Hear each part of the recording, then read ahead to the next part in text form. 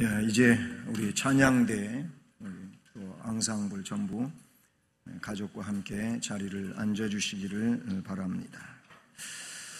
할렐루야. 여기는 보지 마시고 그냥 여기 보시면 돼요. 다시 할렐루야. 여러분 반갑습니다.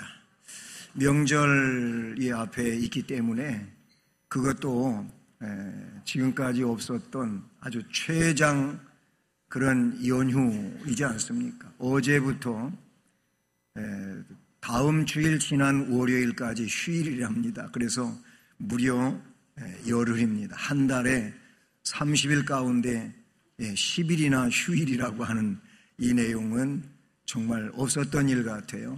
그런데 이번에 그런 때가 되어서 사람들 마음들이 다 그냥 들떠 있는 것 같습니다.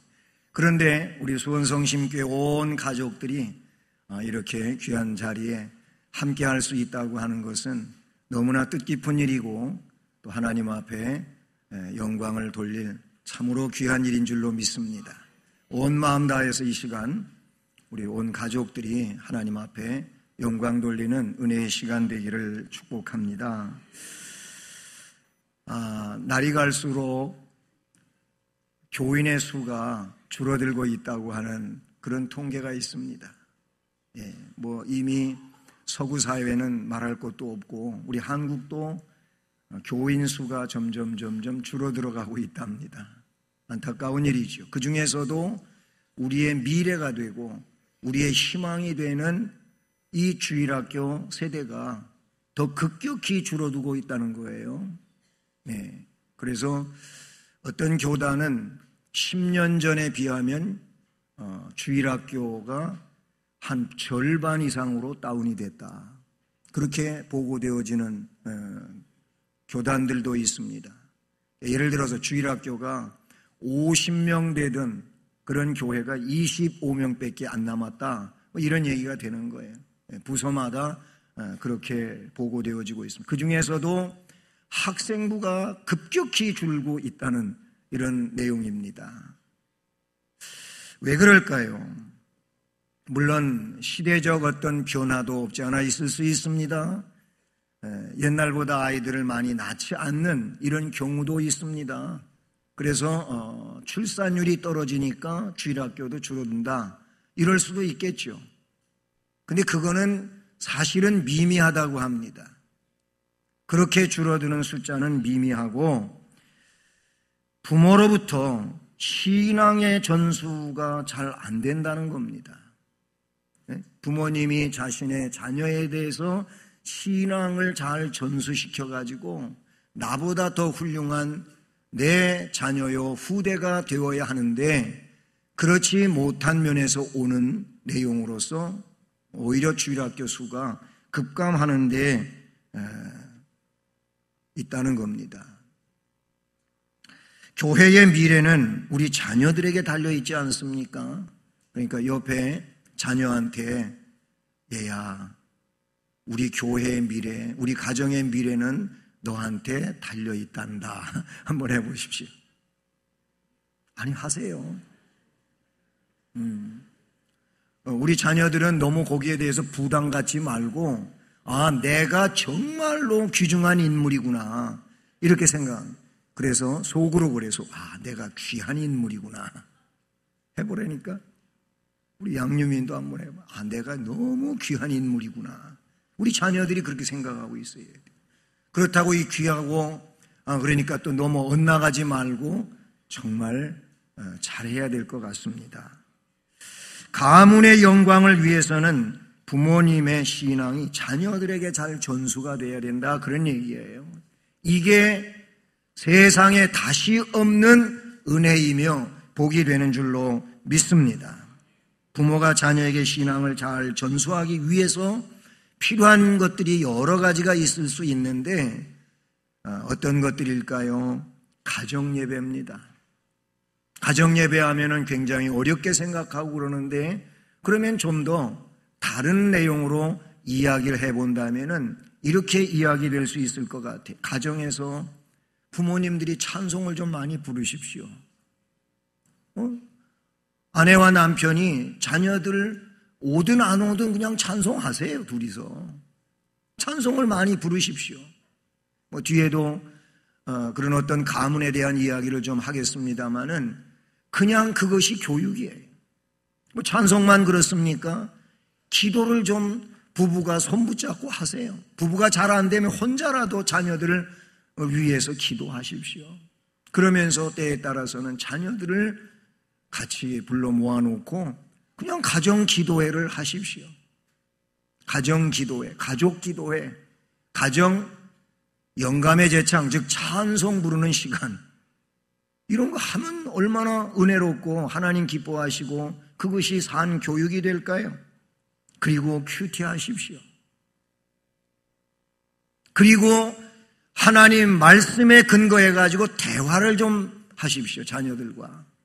하나님, 아브라함 하나님께서 불러가지고 이렇게 말씀하셨는데 너는 이 일에 대해서 어떻게 생각하니 하고 그냥 물어보세요. 그러면 그 아이가 자기의 주관을 이야기하게 되어 있어요.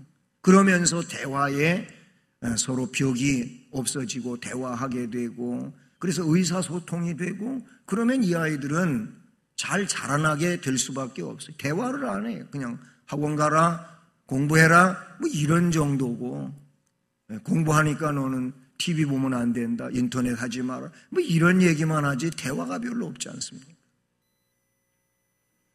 부모님이 자녀에게 신앙을 잘 전수하기 위해서는 신앙적인 그런 모습들이 가정에서 필요하다, 그런 얘기. 오늘 말씀에 보게 되면은 외할머니가 나오고 그의 딸 어머니가 나오고 그리고 디모데가 나와요. 디모데의 어머니, 디모데의 외할머니, 그런 얘기예요. 그것을 3절에서는 조상적부터 섬겨오는 하나님, 이렇게 돼 있고 5절 말씀에는 이는 내 속에 거짓이 없는 믿음이 있음을 생각함이라. 이 믿음은 먼저 지금 디모데 너한테 있는 이 믿음은 내 외할머니, 즉 외조모 로이스에게 있었던 거다.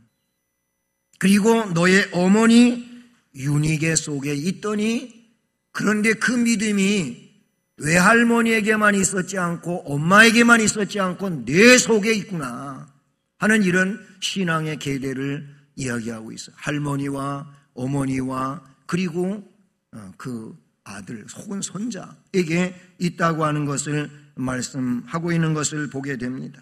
디모데는 외할머니, 어머니의 경건한 이 신앙 아래서 성경을 배웠으며 철저한 신앙 교육을 받아 그 신앙으로 세워지게 되었고, 하나님이 기뻐 쓰시고 우리 주님이 기뻐 쓰시고 그 시대의 사도인 바울이 믿음의 아들로 삼고 그렇게 귀하게 쓰던 하나님의 일꾼이었다고 하는 사실을 우리가 보게 되는 것이죠. 디모데의 아버지는 뭐냐? 디모데의 아버지는 헬라인이었었는데 역시 그 아내, 유태인의 아내의 역할에 의하여 그도 놀라운 신앙을 가지고 그렇게 살던 디모데의 가정이라고 볼 수 있다는 사실이죠. 어떻게 로이스라고 하는 이 어른은 자기의 딸 유니게를 신앙으로 어릴 때부터 기도하며 찬송하며 말씀을 가지고 키웠어요. 그래서 어머니에게 그런 전수를 받은 이 유니게는 또한 자기가 결혼해서 낳은 아들에게 똑같이 했다, 그런 얘기예요. 이게 유태인들의 아름다운 신앙적 전수의 모습이라고 볼 수 있는 것이죠.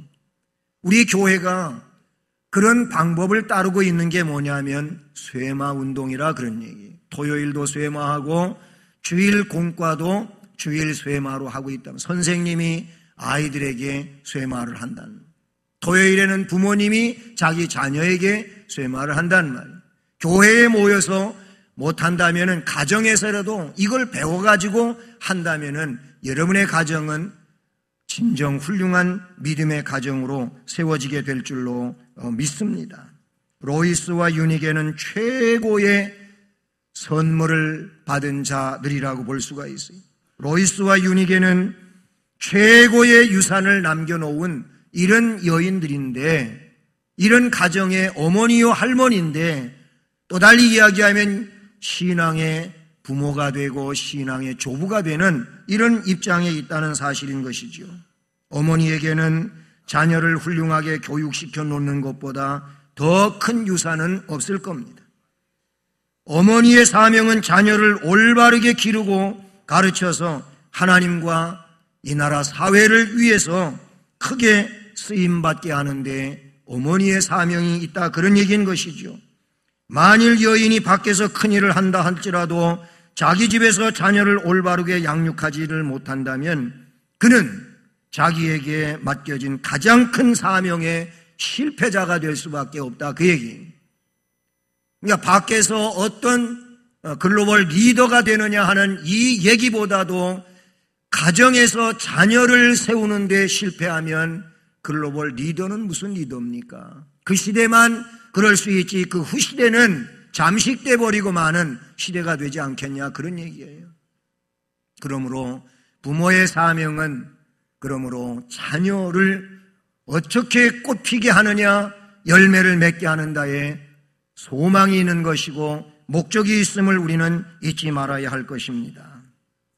결국 디모데는 그런 신앙의 기초 아래서 그 밑바탕에서 자라났기 때문에 칭찬받는 사람이 됐다는 겁니다. 우리 성경에 보면 예수님 어린 시절에 대하여 이야기하는 부분이 누가복음에 나오는데 이 예수는 어릴 적에 그때로부터 하나님과 사람들에게 점점 더 사랑스러워 가시더라, 그래요. 근데 참 안타깝게도 우리 아이들은 그전에는 미운 7살이라고 하는 말이 있어서 7살만 되면 아이가 반항이 생기고 그래가지고 말도 잘 듣지 않고 지 고집대로 하려고, 그래서 그전에는 미운 7살이라는, 요즘에는 이게 더 빨라졌어요. 그만큼 많이 배워서 그래요. 많이 봐서 그래요. 그래가지고 요즘에는 미운 4살이래요. 3년이 앞당겨져서. 그래서 4살만 되면은 말을 안 들어. 그런다고 해요. 글쎄 뭐 다 그런 건 아니겠지만은 주로 그런다는 얘기죠. 그러니까 사랑스럽던 내 아들, 딸이 이제 사랑스럽지가 않은 거예요. 너무 속이 상하고 그냥 마음에 여러 가지로 또 불안정이 생겨나고 얘가 이러다가 어떻게 될까 하고 걱정이 많아져요. 우리 성령 하나님께서 이 아이들을 다스려주고 은혜로 함께함으로 말미암아 이 아이들이 미운 4살, 미운 7살이 아니라 우리 주님처럼 어떻게 하나님에게, 사람들에게 자라갈수록 점점 더 사랑스러워가는 이런 인물들이 될 수 있기를 바랍니다. 디모데가 그래서 디모데가 오늘 3절, 5절 말씀에 보면 디모데는 이렇게 표현되어 주고 있습니다. 내가 밤낮 간구하는 가운데 쉬지 않고 너를 생각하여 청결한 양심으로 조상적부터 섬겨오는 하나님께 감사. 너 때문에 하나님께 감사할 수밖에 없다, 이런 얘기가 나와요. 5절 말씀은 이는 네 속에 거짓이 없는 믿음이 있음을 생각함이라 그랬어요. 그에게 거짓이 없는 진실한 신실한 믿음이 있어서 디모데가 그런 사람이기 때문에 하나님 앞에 감사할 수 있고, 그리고 이는 인정받는 이런 사람이었다고 하는 것을 볼 수가 있지 않습니까? 왜 그랬을까요? 그는 일찌감치 하나님 말씀에 의하여 바른 사람으로 세워지게 됐다는 겁니다. 우리는 이런 얘기를 합니다. 이제 네가 철이 들었나 보다, 그래. 철이 들었다고 하는 말은 뭔가 분별을 할 줄 알고, 그래서 자신의 그런 역할에 있어서 바르게 감당하기도 하고, 이런 사람을 말하는 것이죠. 뭔가 사람다운 사람의 모습으로 자기 할 도리를 알고 살아가는 것을 철들었다 그래요. 철들었다. 어떤 아이에 대해서는 얘가 청년이 되고 그보다 더 윗사람이 됐는데도 불구하고 야, 넌 언제 철이 들래? 굉장히 스트레스 받는 얘기 아닙니까? 넌 언제 철이 들래? 네 나이쯤 되면은 철 들어야 되는데 아직도 그렇게 철없이 어린아이처럼 사니 참 걱정이다. 그런 얘기도 함부로 하면 안 되겠지만은 그럴 수도 있는 상황도 생겨난다, 그런 얘기. 그런데 디모데는 철든 사람이 철든 사람. 칭찬받는 이런 사람이었다, 그런 얘기죠. 디모데 속에는 금보다 더 귀한 믿음이 있었습니다. 그는 말씀이 그 안에 있었습니다. 그래서 그 말씀을 믿음으로 펴나갈 수 있는 하나님의 은사가 그에게 있었다, 그런 얘기인 것이죠. 그러니 바울의 입장에서 보게 되면은 그런 신실한 믿음의 아들을 둔 신앙적 아버지로서 얼마나 기쁜 일이었겠느냐 하는 얘기가 되는 것이죠. 이 디모데는 그러므로 하나님 은혜와 그 말씀에 입각해서 비전이 있는 사람이었다. 그러니 앞날에 미래가 보이는 사람이라 꿈이 있는 사람이고 그렇다는 얘기예요. 자, 다 같이 한번 따라서 해봅니다. 잘 될 나무는, 다시, 잘 될 나무는 떡잎부터 알아본다. 아멘. 예, 뭐 콩을 심었어요. 콩이 그래서 땅 속에 묻혀져 가지고 며칠이 지나면은 싹이 더 나오는데, 여러분 우리가 콩 메주 콩도 봤고 아니면은 또 콩 자반도 보지 않습니까? 그런데 콩은 두 쪽으로 돼 있잖아요. 근데 싹이 나오면 콩이 이 두 쪽이 쫙 갈라져 가지고 이렇게 나오잖아요. 요게 떡잎이에요. 네? 근데 이것이 나오면서 아주 충실해요. 그러면 양분을 공급하는데 부족함이 없겠죠.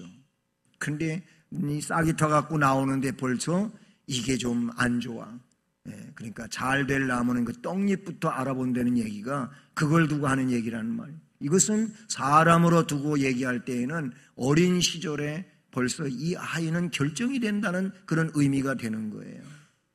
잘 될 아이는, 잘 될 사람은 벌써 어린 시절에 이것이 드러난다는 거예요. 그러니까 어린 시절이 그만큼 중요한 거예요. 디모데는 어린 시절에 벌써 비전이 있었고 꿈이 있었고 미래가 보이는 이런 사람이었다고 하는 것을 나타내주고 있다는 사실이죠.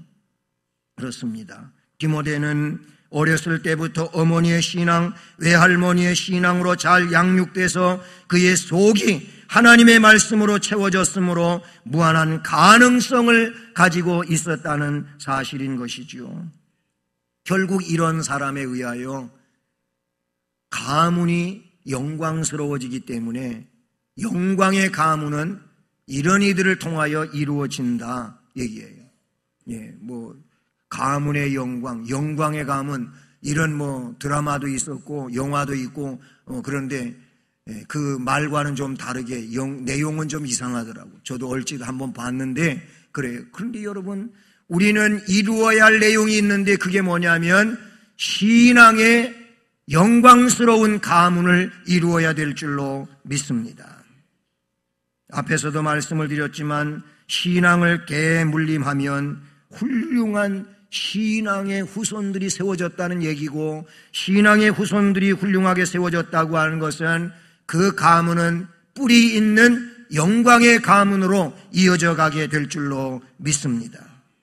디모데의 가문은 깨끗한 양심으로 하나님을 섬겨서 모범적인 신앙의 가문을 이루었으며, 그리고 디모데는 이러한 영향을 받아서 주님을 위해 큰 일을 하는 가문의 영광이 된 줄로 믿습니다.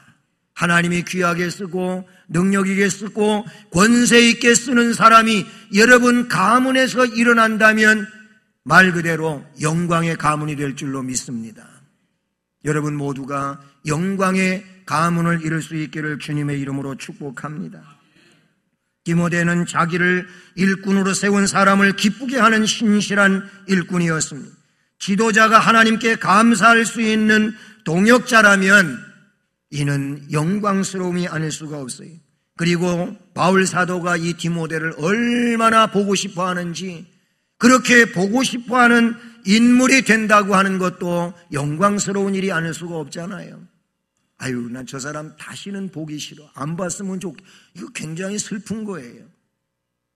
그러나 언제 어느 때나 누구에게라도 그 사람 다시 한번 좀 만나보고 싶다, 이런 사람이 된다면 이는 영광이 될 수 있고 은혜가 되는 내용이 되는 줄로 믿습니다. 그렇습니다. 우리가 그런 인물이 되기를 주님의 이름으로 축복하는 것입니다. 미국의 가문 연구사가 있는데 그 미국의 가문 연구 중에 빼놓을 수 없는 두 가문이 나오는데 언젠가도 여러분 들어보신 얘기일 겁니다. 막스 주크스라고 하는 가문이 있고요. 여기에 반하여 조나단 에드워드 가문이 나와요. 이 조나단 에드워드 가문은 청교도 가문이에요. 아주 신실한 신앙의 가문, 대표적인 가문이라고 볼 수가 있어요. 이 마크 주크스와 조나단 에드워드라고 하는 두 가문을 미국 가문 연구하는데 대표적인 내용으로 나옵니다. 둘 다 18세기 사람입니다. 막스 주크스는 머리가 굉장히 명석하고 좋은 사람입니다. 그런데 이 사람에게 문제가 뭐냐면 예수를 믿지 않은 겁니다. 예수를 믿지 않았다고 하는 하나님을 모르는 사람입니다. 그런 사람으로 믿지 않는 여자와 결혼을 합니다. 그래서 그 두 사람은 결혼해서 부부가 됐지만은 부부 사이가 안 좋습니다. 술 때문에 안 좋기도 하고 아니면 또 다른 것 때문에 안 좋기도 하고 중심이 잘못돼가지고 부부 사이가 좋은 날이 별로 없습니다. 마크스 주크스와 그 아내는 알코올 중독에 이르기까지 갑니다. 도박이 끊이지를 않습니다. 그런 집안을 이루게 된다 그런 얘기예요. 반면에 조나단 에드워드는 예수를 잘 믿는 청교도 신앙인입니다. 청교도 신앙인은 굉장히 신앙생활을 정직하게 잘하는 사람들로 그렇게 불려지고 있지 않습니까? 예수를 잘 믿는 경건한 사람인데 그렇다 보니까 예수 잘 믿는 경건한 여인을 찾아 나서서 그렇게 해서 그 여인을 하나님께서 짝지어 주셔가지고 신앙 좋은 여인과 결혼을 합니다. 그래 둘 다 신앙이 좋지 않습니까? 이 두 사람은 그러니까 하나님 말씀과 은혜 안에서 화목한 가정이 안 될 수가 없어요. 하나님 말씀으로 서로 사랑하라 서로 사랑하고 사랑으로 부부 생활을 해가고 그래서 화목한 가정을 이룹니다. 하나님을 사랑했는데 나중에 200년간 어떤 후손들이 두 집안에 나왔는가라고 하는 것이 이게 아주 중요한 일이죠. 그 결과는 정말 놀랍습니다.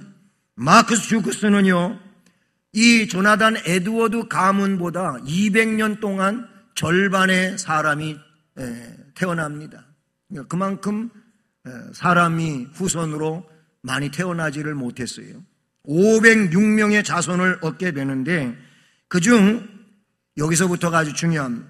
310명이 거지로 삽니다. 그렇게 잘 살던 집안이고 아주 명석한 두뇌를 가졌는데 그런 후손들이 태어나요. 150명은 범죄자로 유죄 판결을 받아요. 그중 70명은 살인을 범했어요. 사형당한 사람이 109명이나 돼요. 후손의 3분의 1이 정신병을 앓아요. 절반 이상이 문맹자로 마약사범이나 알코올 중독이나 범죄자의 길을 갑니다. 그의 가계가 미국 정부에 끼친 손해를 어떤 경제학자가 돈으로 환산을 했는데 약 125만 달러나 된다고 합니다. 엄청난 겁니다. 반면에 조나단 에드워드 가문은요, 앞에 506명이 태어났다 그랬잖아요. 마크스 주크스 가문은. 그런데 조나단 에드워드 가문은 1394명이나 거의 갑절 이상이 태어나죠. 그 중에 295명이 대학을 졸업하게 되고 65명이 교수로 3명이 상원의원으로 2명이 주지사로 1명이 부통령으로 30명은 판사로 102명은 변호사로 56명의 사람은 외과의사로 75명은 군대 장교로 100명의 선교사를 배출하게 됩니다. 그의 가계에 미국 정부에 해를 끼친 사람은 한 명도 없었다는 겁니다. 놀라운 일이지요. 이러한 현상은 어떻게 봐야 되느냐 하는 거예요. 그 뿌리가 뭐냐라고 하는 것을 우리는 찾아가게 된다 그런 얘기인 거죠. 조나단 에드워드 가문이 왜 영향력 있는 후손들이 계속 배출됐느냐? 두 가문의 가장 중요한 차이는 부모가 서로 사랑하며 아름다운 가정을 이루었느냐 못 이루었느냐에 있다는 겁니다. 부부의 사랑이 크면 클수록 자녀들의 마음속에 그릇도 커져가지고 많은 그 복된 유산을 담을 수 있다는 거예요. 그런 그릇이, 마음의 그릇이 형성이 된다는 겁니다. 그 그릇이 큰 사람은 목사님의 설교를 듣거나 성경을 읽을 때 또 다른 사람과의 교제 등 모든 관계에서 많은 것을 받아들이고 내면화한 뒤 힘과 지혜와 건강한 이 에너지가 발산된다는 사실을 이야기해 주고 있는 것이지요. 사랑하는 성도 여러분, 데이빗 옥스버그라고 하는 박사님이 조나단 가족을 참고로 부모로부터 받은 영적 유산을 물질적인 값으로 환산을 했다고 합니다. 이 박사님이 환산한 내용을 보면 참 놀랍습니다. 그의 계산에 따르면 부모가 서로 사랑하고 존경하는 모습을 한 번 볼 때마다 자녀는 $4,000 정도의 유산을 물려받게 된다고 합니다. $4,000, 우리식으로 계산을 하면은 그냥 $1가 여러분 1,000원이라고 하는 계산을 하게 될 때 400만 원에서 500만 원을 계산할 수 있다, 그런 얘기예요. 한 번 부부가 사랑하고 존경하고 하는 이 내용을 그 자녀가 보게 될 때에 우리 돈으로 400만 원을 유산으로 받는다는 거예요. 돈 여러분 물려주는 것도 중요하겠지만은 내가 아이에게 뭘 물려주는가, 정신적인 내용이 그만큼 중요하다는 것을 알 수가 있어요. 물론 이건 학문적인 그런 어떤 계산 방법이 아닌지만요. 그리고 조나단 가문의 자녀들이 아침 일찍부터 어머니 아버지가 정답게 마주 앉아가지고 예배드리는 모습을 보면서 컸다는 겁니다. 퇴근에 돌아오면 아버지가 평화로이 저녁 식사를 준비하는 어머니를 사랑스럽게 다가가고 위로하고 격려하는 이 모습을 보면서 아버지의 역할이 무엇인지를 아이들이 배우며, 그리고 그로부터 새롭게 심령의 용기를 얻고 가정을 위하여 헌신적인 삶을 살아가던 아내의 모습, 어머니의 모습을 자녀들이 보았다는 얘기가 되는 것이죠. 두세 번만 그 모습을 봐도 자녀들은 하루에도 $10,000 혹은 1,000만 원 이상 넘는 유산을 받고 자라난다는 셈이 되는 것이지요. 이것이 오늘도 내일도 그 다음 날도 계속 되어진다면 이것은 돈으로 계산할 수 없는 유산을 물려받으며 자라나게 되는 것이죠. 그렇게 자란 아이들의 마음속에 큰 그릇이 준비되는 것은 당연하지 않겠습니까?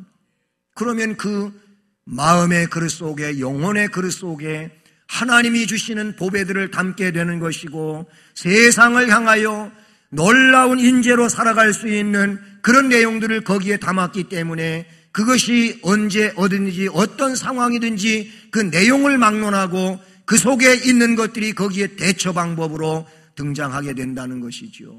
그러니 이는 정말 지혜로울 수밖에 없고 은혜로울 수밖에 없다는 사실이 되는 것입니다. 이런 식으로 고등학교를 졸업하고 집을 떠나 그럴 때까지 조나단 가문의 자녀들이 부모로부터 받게 되는 유산은 평균 $10,000, 무려 110억에 달하는 정신적 가치를 지닌다고 하는 데이빗 옥스버그 박사의 그런 조사에 의한 것입니다. 그런 환산에 의한 것이라 그런 얘기.